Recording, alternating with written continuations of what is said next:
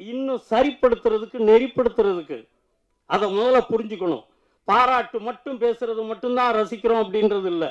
தவறுகள் வந்தால் எந்தெந்த இடத்துல தப்பு இருக்கோ அதை சரி பண்ணணும் அப்படின்னு வந்தால் தான் அவர் நல்ல மாணவனாக இப்போ வர முடியும்.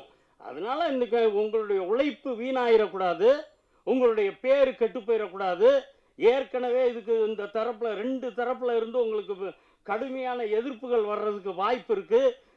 இதுக்கடுத்து அரசியல் ரீதியாக இருக்கு. இதுகளுக்கெல்லாம் நான் ஆரம்ப காலத்துல இருந்து நீங்க என்ன பேசினாலும் அதுக்கு ஆவணத்தோட நான் இருக்கேன்னு சொல்லியிருந்தேன். நாங்களுக்கு ஒன்றும் பயந்துகிட்டோ அதுகளோ இல்லை.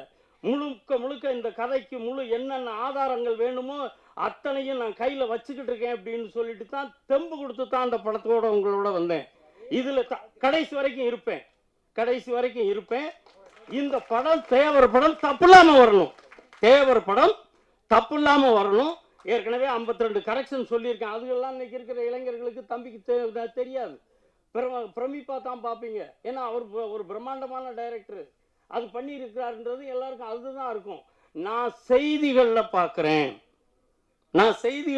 உங்கள் படத்தை தயாரிப்புக்கு சரியில்லைன்னுலாம் நான் சொல்லலை. செய்திகள் சரியாக இருக்கணும்னு சொல்கிறேன். துவக்க காலத்திலேருந்து ஒவ்வொரு தடவையும் அதைத்தான் சொல்லிக்கிட்டு இருக்கிறேன். அதுபடி சரியாக செஞ்சு கொடுக்கணும். இந்த அளவில் இதில் பூரா பார்த்தீங்கன்னா அவங்க ஜெனிஃபர் மார்க்ரெட் வந்து பட தயாரிப்பாளராகவும் இல்லாமல் அதில் படத்துலையும் நடிச்சிருந்தாங்க.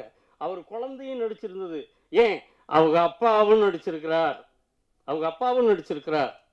இப்படி அவங்க குடும்பமே அதில் இருக்குது. ஒவ்வொரு முறையும் நான் அந்த சில இதுகளை பார்த்துட்டு அப்பப்போ கரெக்ஷன் சொல்லுவேன். அதுதான் நடக்கும். இது தெரியாமல் சும்மா பேசுகிறவனுக்கு நான் ஏதோ கோபத்தில் பேசுகிறேன்றது அர்த்தம் இல்லை.